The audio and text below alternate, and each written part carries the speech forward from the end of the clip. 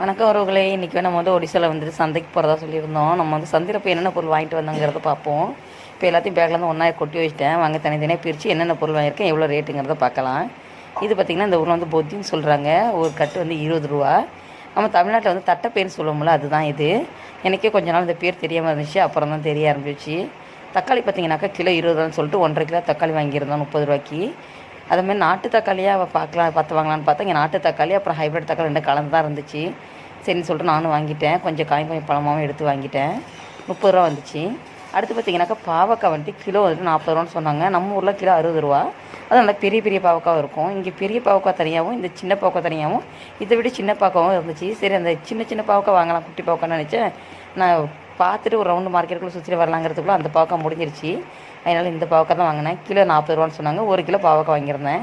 ஏன்னா எங்கள் வீட்டில் 7-8 பேர் இருக்கிறனால 1 கிலோ பாவக்காய் வாங்கினா தான் கரெக்டாக இருக்கும். கத்திரிக்காய் பார்த்திங்கனாக்கா கிலோ 40 ரூபா சொன்னாங்க. அதிலே ஒரு 1/2 கிலோ வாங்கிட்டேன்.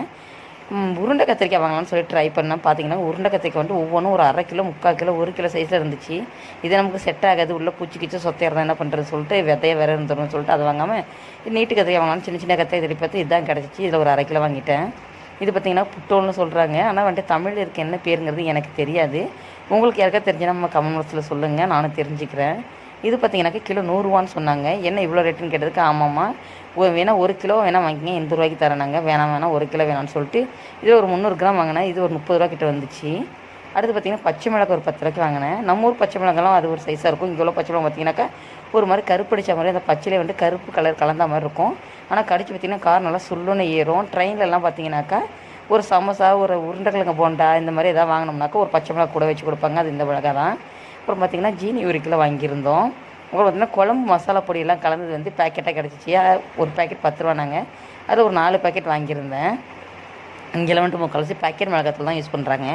கோல்கேட் முடிஞ்சிருச்சு. 20 ரூபா கோல்கேட்டில் ஒரு 3 பீஸ் வாங்கியிருந்தோம். அப்புறம் பார்த்திங்கன்னா மீட் மசாலா. இது ஒடிசாவில் நல்லா ஃபேமஸான மசாலா. எல்லா குழம்புக்குமே யூஸ் பண்ணுவாங்க.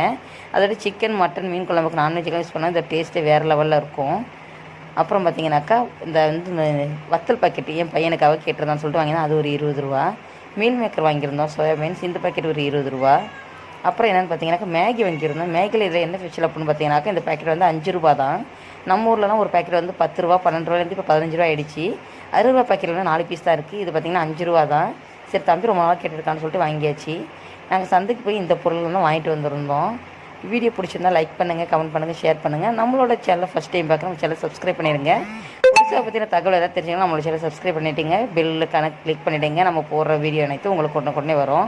நெக்ஸ்ட் வீடியோவில் பார்க்கலாம். ஓகே, பாய். அப்புறம் பார்த்தீங்கன்னாக்கா சிக்கன் குழம்பு கொஞ்சம் வீட்டுக்காரங்க வாங்கிட்டு வந்துருந்தாங்க. அங்கேயே